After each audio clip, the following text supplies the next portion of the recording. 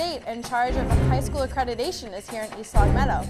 We'll tell you how they operate and how their evaluation may affect your child's education. Recent car break-ins forced police to issue a warning to use some common sense. We'll tell you what areas of town are affected and how not to become a victim. An alleged road rage incident involving a school bus driver in town has police and parents asking questions. We'll tell you what police say happened. And the Spartans are back to work after a big last-second win over Minnechaug. This week, they're on the road in Westfield. We have a preview. Those stories and much more just ahead on ELCATNews Update.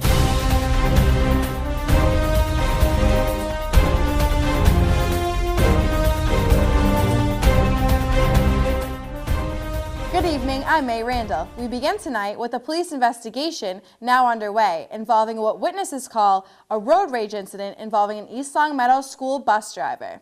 Police say the incident happened Tuesday afternoon when the driver, with as many as 10 elementary-age students on board, allegedly stopped his bus on Shaker Road, got out, and punched the driver's side window of a delivery van. An event occurred where the bus driver thought another motorist could have yielded to him and allowed him to go, even though the other motorist did have the right of way. The bus driver expressed some frustration with that. The other motorist expressed something back to him. Temperatures rose, words were exchanged. The bus driver went along on his route.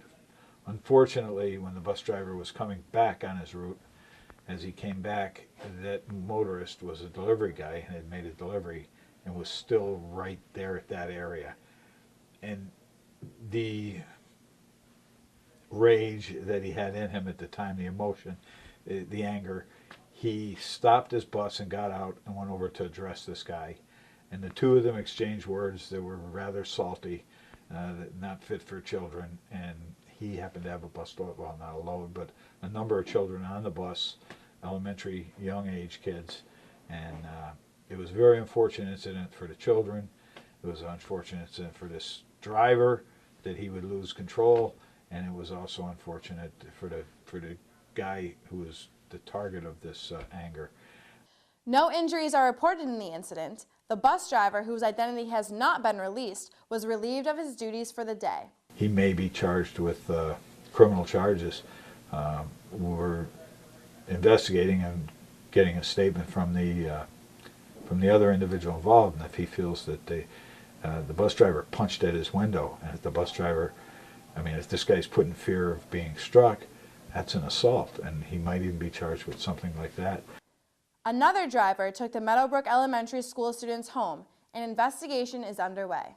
In other news tonight, NEASC, or New England Association of Schools and Colleges, paid a visit to ELHS this week. NEASC checks for accreditation in over 2,000 schools and colleges in New England. Principal Gina Flanagan tells ELCAT the basics of the association. NEASC is the New England Association for Schools and Colleges, and what it is an accreditation group. And so they service over 2,000 schools throughout the New England region, and basically it's a quality assurance organization. So they make sure that schools across New England are maintaining standards in 7 different categories. So they look at things like curriculum instruction, assessment, school resources, community resources, and core values. Flanagan says she wants to emphasize why ELHS is such a great school with good programs. Our building is really focused on students, and we have a very rigorous program. We have a very strong faculty that really works together to make sure that students leave us ready for college and ready for the career. And I think that the teachers have been working really hard the past 3 years to make sure that the reports that we have presented to NEASC reflect the standards are in place here at East Longmeadow High School. This accreditation process, she says, has enabled the staff to reevaluate what works at the school and what can be improved upon at the school. We've essentially identified things here at East Longmeadow that we do really well and things that we really want to get better at. So it's really good because it also gives us the opportunity to be self-reflective and take a look at the things that, that we can feel proud about, and then things that we should probably be working on to make sure that our kids are leaving with what they need to be successful when they leave high school. Flanagan says this process has changed the teaching culture at ELHS. We really spent some time really identifying what we want for our students. So when they leave East Long Meadow High School, what are things that we value about education that we want every kid to succeed at? And through that process, we came up with these learning expectations that are really reflective of 21st century learning. And I think for our staff, it has been a great springboard to have conversations about when students are in front of us, what is it that we want them to gain, and what is the things that as teachers we want to consistently do better. Flanagan says the committee was impressed by how rigorous ELHS's programs are. Meantime, she says, a 2- and 5-year critical need assessment and plan is underway. A Springfield man is charged with breaking into at least 2 cars along the Elm Street corridor. The incidents happened last weekend. Police say a suspect riding a moped broke into an unlocked car on Elm and stole a GPS unit and a credit card.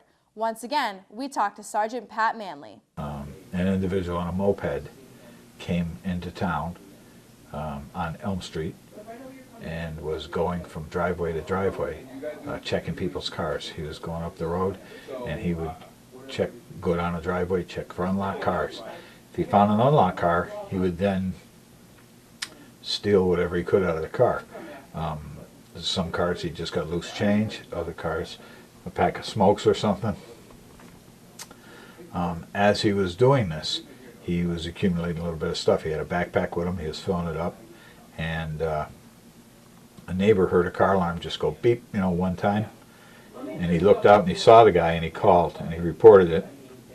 An officer responded within 30 seconds. Treg Barney of Springfield is charged with breaking into a motor vehicle and larceny.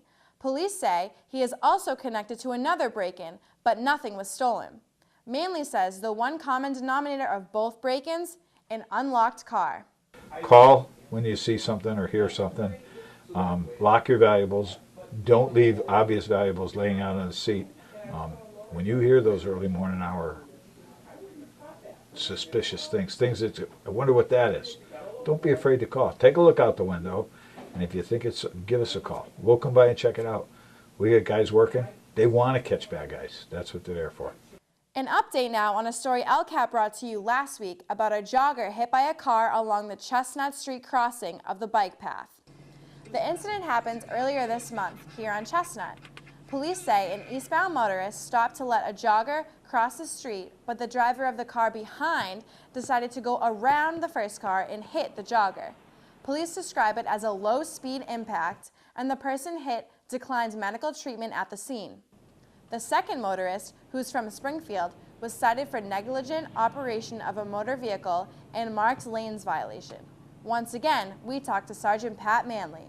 And the lesson learned here, and everybody else can learn from it too, to be a lot more careful as you approach these bike paths. And for the pedestrians, be on the lookout, because these motorists always don't see you. Critics say each section of the bike path that crosses a roadway should be marked with a device like the ones installed last year on Maple Street near the Dunkin' Donuts. It's a solar-powered flashing light activated by pedestrians to alert oncoming traffic that someone is trying to cross the road. One more note from the police department. Authorities report a break-in at the Toy Box storage facility on Denslow Road. The incident happened early Wednesday morning. Security cameras caught the suspect on tape, but police are still trying to identify the person. No word on exactly what was stolen. An investigation is underway. A couple of new businesses get the planning board's stamp of approval during the board's latest meeting.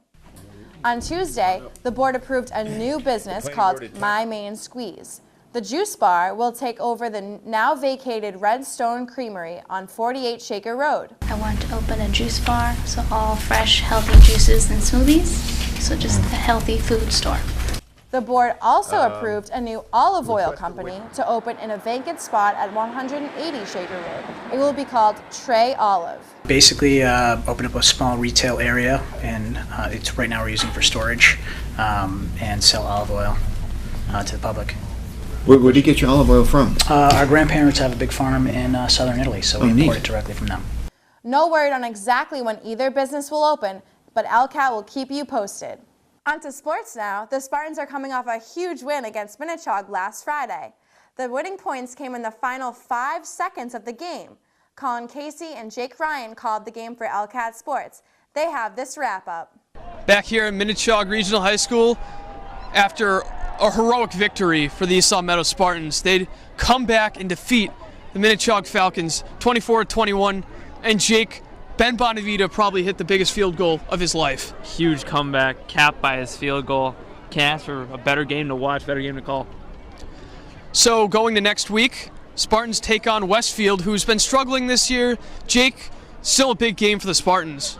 Absolutely, carry on this momentum. Just carry on this big victory. They did not have a strong first half.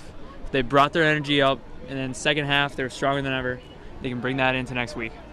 Although Madge Pinto had a quiet game per se, would you say that next week things will be different?